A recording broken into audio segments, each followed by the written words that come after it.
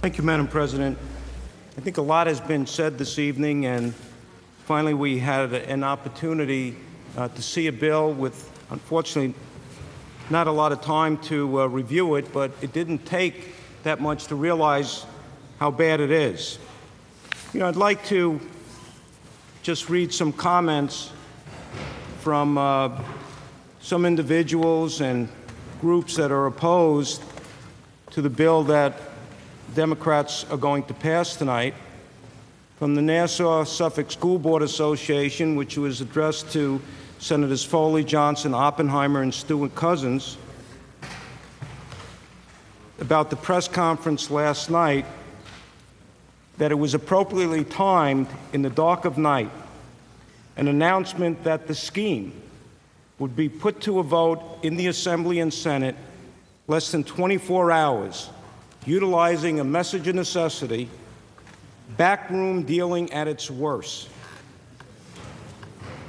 Long Island schools are being ordered to take on a permanent obligation to fund the MTA in exchange for a promissory note that is not worth the paper to print it on. And I should point out that there's going to be a bipartisan no vote on this from the island and Staten Island, because I'm told that every Democrat assembly person from Long Island and Staten Island and every Republican assembly person from Long Island voted no, because they had the courage of their convictions to understand how bad and dangerous this bill is. You know, other people that have opposed it,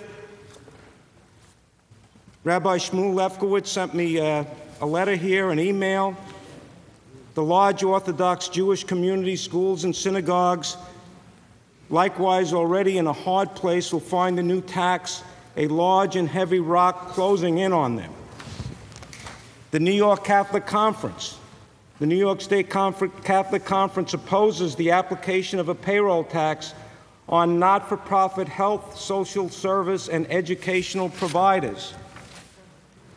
The Village Officials Association of Long Island, of Nassau County, and I know that Senator Johnson represents many incorporated villages as I do. The payroll tax is just going to be passed on as a real property tax bill. It's ironic that today we met and talked about real property tax relief with the governor, and the Democrats are raising property taxes within the metropolitan region. Nassau Community College, it's going to cost them $400,000. It's going to cost the students $400,000 because the tuition's going to go up. It's going to cost our SUNY students more tuition. Well, you'll sweep 80 or 90% of it first, but it's going to cost them more tuition. National Federation of Independent Businesses, it's going to kill businesses. The only state in the nation that has higher taxes on businesses is Hawaii. Well, we're going to probably top them today.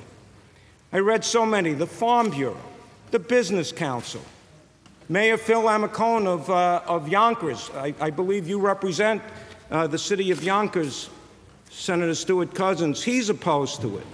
Nassau-Suffolk Hospital Council, Chamber of Commerce, Hospital Association, Nassau-Suffolk School Board Association, Greater Southern Dutchess Chamber. I mean, I don't know how they can all be wrong. Then we're going to tax non-public schools. Our Lady of Victory in Floral Park, St. Catherine of Siena in Franklin Square, Notre Dame School in New Hyde Park, North Shore Hebrew Academy in Great Neck, Chabad of Port Washington, it's in Port Washington, the Henry Viscardi School in Albertson, which provides educational opportunities to severely disabled students. You should visit that school. And I don't think it's funny, the taxes that you're looking to impose.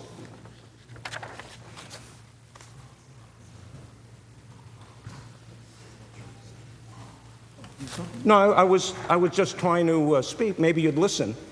And because I'll extend the courtesy to you and listen to you when you close. Different not-for-profits, Gateway Youth Outreach in Elmont, Family and Children Association, Mineola-based, American Red Cross, Salvation Army. You're taxing them. You're taxing them. So this legislation that you're passing, it's really not a solution. It's a recipe for absolute fiscal disaster. $2.2 billion in new taxes after the $8.5 billion that you imposed in the budget. That's over $10 billion in new taxes. And the centerpiece of this Democrat plan is $1.5 billion tax on jobs. Tax on jobs that will devastate those who are affected. Businesses throughout the state are choking from high taxes. They can't compete, and many will be put out of business as a result. The higher fares. We're saving the fares, supposedly. 27% increase in the last several years. How are you saving the fares? 27%. The governor said he'll reimburse school districts for this new mandate and give them money in next year's budget. That's a sham. Our school districts don't believe it. The governor made a commitment on the STAR program. You reneged on that. You've all voted to take away the STAR rebate checks from our constituents. Highways and bridges. We always had parity to make sure that upstate communities were treated fairly when we were in the majority.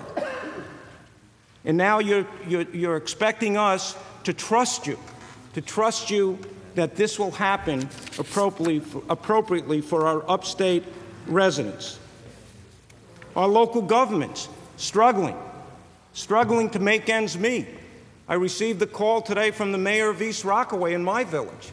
He said it was $10,000, $12,000. He said, we've put our budget together. We're a small village. Quite honestly, we can't afford it. But you want to tax them so they can raise property taxes. So, Madam President, I'm upset, I guess, a bit by the fact that these were a secretive process. Quite honestly, I thank you, Senator DeLon, for debating and answering our questions. I thank you, Senator Perkins, for the courtesy that you extended.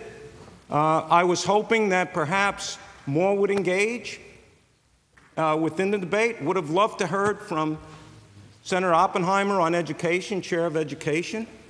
Love to hear from my good friend, Senator Craig Johnson, how all his Democrat assemblymen from Long Island are wrong and he's right.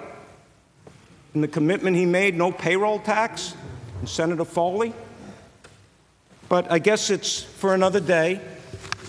And Madam President, I thank you for your courtesy. You've been up there a long time. You've been very patient. And I know that I have to conclude because we're waiting for Senator Smith's comments anxiously. And I remember when we were closing during the budget, Senator Smith said, you know, look me in the eye, do you think I want to hurt people? And I know, Senator Smith, you don't want to hurt people. But, you know, many times, if an individual's in a car and they're about to rob a bank and one uses the gun, the other person is also guilty of that robbery. So today what we're doing is we are robbing the pockets of our taxpayers from the hard-earned dollars that they're working on, and we're destroying job opportunities within the state. So, Madam President, I will be voting no.